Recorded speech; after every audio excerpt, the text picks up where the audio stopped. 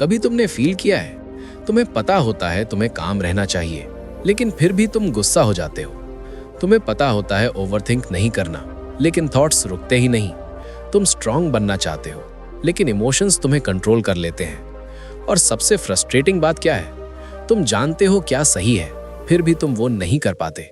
क्यों? क्योंकि तुम वीक नहीं हो, तुम कंडीशनड हो, सालों से एक ही पैटर्न रिपीट करते करते। और इसी कंडीशनिंग को तोड़ने के लिए आती है मास्टर योर इमोशंस। ये बुक तुम्हें एक पावरफुल सच बताती है, तुम इमोशंस को डायरेक्टली कंट्रोल नहीं कर सकते, लेकिन तुम उनके सोर्स को समझ के उन्हें ट्रांसफॉर्म जरूर कर सकते हो।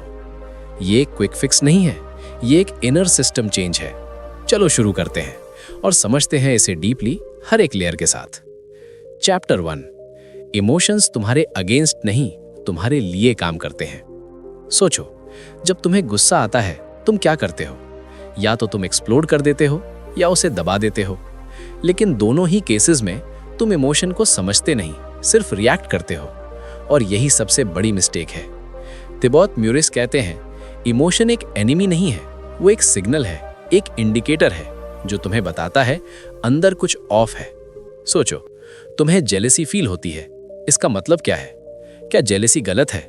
नहीं, वो बस ये दिखा रही है कि तुम किसी और की लाइफ को देख के अपनी लाइफ से सेटिस्फाई नहीं हो। मतलब इमोशन तुम्हें ट्रुथ दिखा रहा है, लेकिन तुम उस ट्रुथ से भाग रहे हो। इसी तरह फियर तुम्हें बताता है कि तुम अननोन से डरते हो। एंगर बताता है कि तुम्हें लग रहा है तुम्हारे साथ अनफेयर हो रहा है। सैडनेस बताता है कि तुमने कुछ लूज किया है जो तुम्हारे लिए इंपॉर्टेंट था। अब सोचो, अगर तुम इन सिग्नल्स को इग्नोर करते रहोगे तो क्या होगा? प्रॉब्लम सॉल्व होगी? नहीं, वो और डीप होती जाएगी। इसलिए पहला स्टेप है इमोशन को समझना, ना कि उससे फाइट करना। जब तुम समझते हो तब तुम कंट्रोल में आते हो। चैप्टर 2, तुम्हारी सोच ही तुम्हारी फीलिंग क्रिएट करती है। सोचो, एक ही सिचुएशन है, किसी ने तुम्हें रिप्लाई नहीं किया, तुम सोचते हो वो मुझे इग्नोर कर रहा है और तुम हर्ट हो जाते हो। दूसरा बंदा सोचता है शायद वो बिजी होगा और वो नॉर्मल रहता है। Same situation, different emotion. क्यों? क्योंकि इंटरप्रिटेशन डिफरेंट है। यही सबसे बड़ा ट्रुथ है। तुम्हें लाइफ हर्ट नहीं करती, तुम्हारी सोच हर्ट करती है, तुम्हारा मीनिंग हर्ट करता है, तुम्हारी स्टोरी हर्ट करती है। सोचो, अगर तुम हर चीज को पर्सनली लेना बंद कर दो तो तुम कितने फ्री हो जाओगे। लेकिन प्रॉब्लम क्या है? तुम ऑटोमेटिकली नेगेटिव मीनिंग बना लेते हो, क्योंकि तुम्हारा ब्रेन सर्वाइवल मोड में होता है। वो हमेशा वर्स्ट अज्यूम करता है और इसी वजह से तुम अननेसेसरी स्ट्रेस क्रिएट करते हो। एक बात याद रखना, तुम्हारा माइंड फैक्ट्स नहीं देख रहा, वो स्टोरीज बना रहा है और तुम उन स्टोरीज को रियलिटी मान रहे हो। जब तुम इसको पकड़ लेते हो तब तुम अपनी थिंकिंग को चैलेंज कर सकते हो, और जब थिंकिंग चेंज होती है इमोशन चेंज होता है। चैप्टर 3, अवेयरनेस ही तुम्हारी सबसे बड़ी पावर है। सोचो, जब तुम इमोशनल हो जाते हो तुम अवेयर होते हो या अनकॉन्शियस? ज्यादातर टाइम तुम फ्लो में होते हो, तुम्हें पता भी नहीं होता कब तुम ट्रिगर हुए, कब तुम रिएक्ट कर गए और कब तुम रिग्रेट फील करने लगे। ये सब इतना फास्ट होता है कि तुम नोटिस ही नहीं करते। और यही प्रॉब्लम है, क्योंकि जहां अवेयरनेस नहीं होती वहां कंट्रोल नहीं होता। सोचो, अगर तुम उस मोमेंट को पकड़ लो जब इमोशन स्टार्ट होता है तो तुम पूरा गेम चेंज कर सकते हो। जब गुस्सा आए, रुक जाओ, ऑब्जर्व करो ये गुस्सा है, ये फीलिंग बॉडी में कहाँ है, ये क्यों आ रही है, और बस देखते रहो, रिएक्ट मत करो। ये सिंपल लगता है लेकिन पावरफुल है, क्योंकि जैसे ही तुम ऑब्जर्व करते हो तुम उस इमोशन से अलग हो जाते हो। तुम उसके स्लेव नहीं रहते, तुम उसके ऑब्जर्वर बन जाते हो, और ऑब्जर्वर के पास हमेशा कंट्रोल होता है। धीरे धीरे तुम्हारा रिएक्शन स्लो हो जाएगा, तुम्हारा रिस्पॉन्स कॉन्शियस हो जाएगा और तुम्हारी लाइफ स्टेबल हो जाएगी। चैप्टर 4, बिलीव्स तुम्हारी रियलिटी क्रिएट करते हैं। सोचो, तुम अपने बारे में क्या बिलीव करते हो? मैं इनफ नहीं हूं, मैं स्मार्ट नहीं हूं, लोग मुझे जज करते हैं। अगर ये बिलीव्स हैं तो तुम ऑटोमेटिकली इनसिक्योर फील करोगे, तुम्हारा कॉन्फिडेंस लो होगा, तुम हर चीज में डाउट करोगे। मतलब इमोशन डायरेक्टली बिलीव से आ रहा है, लेकिन तुम बिलीव को क्वेश्चन ही नहीं करते, तुम उसे ट्रूथ मान लेते हो। एक बात याद रखना, बिलीव फैक्ट नहीं होता, वो एक स्टोरी होती है जो तुमने एक्सेप्ट कर ली है, और जब तुम उस स्टोरी को चेंज करते हो तुम्हारी लाइफ चेंज हो जाती है। सोचो, अगर तुम बिलीव करो मैं लर्न कर सकता हूँ, मैं इम्प्रूव कर सकता हूँ, तो तुम्हारा बिहेवियर चेंज होगा, तुम्हारा इमोशन चेंज होगा, तुम्हारी एनर्जी चेंज होगी और धीरे धीरे तुम्हारी रियलिटी चेंज होगी। इसीलिए रियल काम बाहर नहीं, अंदर होता है। चैप्टर 5, नेगेटिव इमोशंस को रिलीज कैसे करें। सोचो, तुम कितनी पुरानी फीलिंग्स को पकड़ के बैठे हो, किसी का हर्ट, किसी का रिजेक्शन, किसी का बिट्रियल, और वो सब तुम्हें आज भी अफेक्ट कर रहा है। क्यों?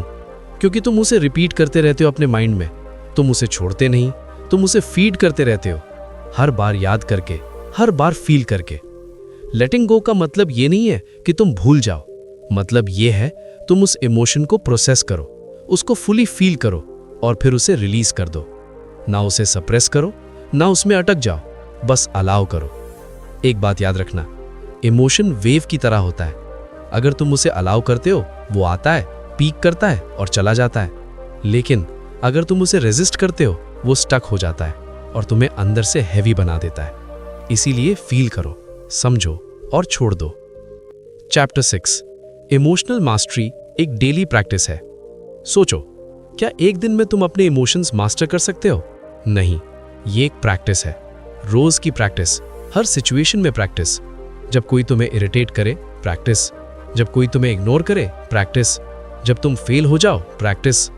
हर मोमेंट एक अपॉर्चुनिटी है अपने आप को बेटर कंट्रोल करने की। और धीरे धीरे तुम नोटिस करोगे, तुम पहले जैसा रिएक्ट नहीं कर रहे, तुम काम हो रहे हो, तुम स्टेबल हो रहे हो, और ये स्मॉल चेंजेस एक दिन ह्यूज ट्रांसफॉर्मेशन बन जाते हैं। एक बात याद रखना, कंसिस्टेंसी इंटेंसिटी से ज्यादा पावरफुल होती है। थोड़ा थोड़ा चेंज, रोज का चेंज, वो ही परमानेंट होता है।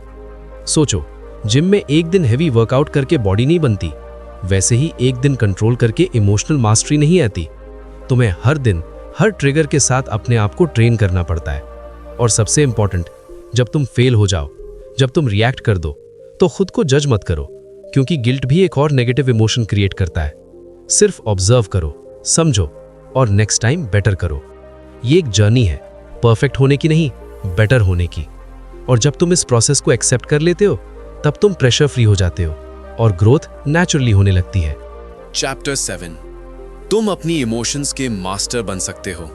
सोचो, अगर तुम अपनी इमोशंस को समझ लो, उन्हें कंट्रोल कर लो, तो तुम्हारी लाइफ कितनी पावरफुल हो सकती है। ना अननेसेसरी ड्रामा, ना ओवरथिंकिंग, ना इमोशनल ब्रेकडाउन, सिर्फ क्लैरिटी, सिर्फ कंट्रोल, सिर्फ ग्रोथ। और सबसे इंपॉर्टेंट, इनर पीस।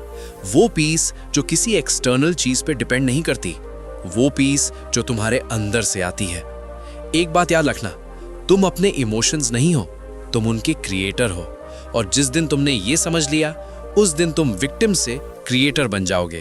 और जब तुम क्रिएटर बन जाते हो, तो तुम अपनी लाइफ को डिजाइन करते हो, रिएक्ट नहीं, कॉन्शियसली जीते हो। सोचो, अब कोई तुम्हें कुछ बोलता है और तुम तुरंत रिएक्ट नहीं करते, तुम रुकते हो, समझते हो, फिर डिसाइड करते हो कैसे रिस्पॉन्ड करना है। ये ही पावर है, ये ही कंट्रोल है। और जब तुम इस लेवल पे पहुंच जाते हो, तो लाइफ सिंपल हो जाती है, क्लियर हो जाती है।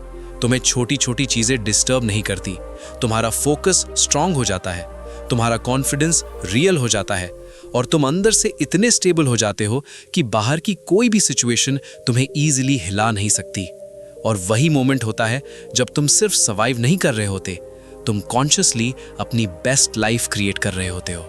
सोचो, तुम्हारी लाइफ में कितनी बार तुमने अपने इमोशंस के वजह से गलत डिसीजंस लिए, कितनी बार तुमने गुस्से में कुछ बोल दिया, कितनी बार तुम ओवरथिंकिंग में फंस गए, और कितनी बार बाद में रिग्रेट हुआ। और फिर भी तुमने कभी रुक के ये नहीं सोचा कि प्रॉब्लम बाहर नहीं, अंदर है। एक बात याद रखना, लाइफ तुम्हारे साथ नहीं होती, लाइफ तुम्हारे थ्रू होती है। अगर अंदर केओस है तो बाहर भी केओस होगा, अगर अंदर क्लैरिटी है तो बाहर भी क्लैरिटी होगी।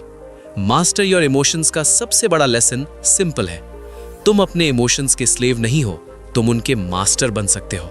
लेकिन ये तब होगा जब तुम अपनी थिंकिंग को समझोगे, अपने पैटर्न्स को ऑब्जर्व करोगे और कॉन्शियसली चेंज करना स्टार्ट करोगे। सोचो, अगर तुम हर सिचुएशन में काम रहना सीख जाओ, हर ट्रिगर पे रिएक्ट करने के बजाय रिस्पॉन्ड करना सीख जाओ, तो तुम्हारी लाइफ कितनी पावरफुल हो जाएगी। ना लोग तुम्हें कंट्रोल कर पाएंगे, ना सिचुएशंस तुम्हें हिला पाएंगी, क्योंकि अब तुम अंदर से स्ट्रांग हो, स्टेबल हो, क्लियर हो और सबसे इंपॉर्टेंट फ्री हो। तो आज एक डिसीजन लो, क्या तुम अपनी इमोशंस की स्लेव रहना चाहते हो या उनके मास्टर बनना चाहते हो? क्योंकि जिस दिन तुमने अपने इमोशंस को समझ लिया, उस दिन तुमने अपनी लाइफ को समझ लिया, और जिस दिन तुमने अपनी लाइफ को समझ लिया, उस दिन तुम्हें कोई रोक नहीं सकता।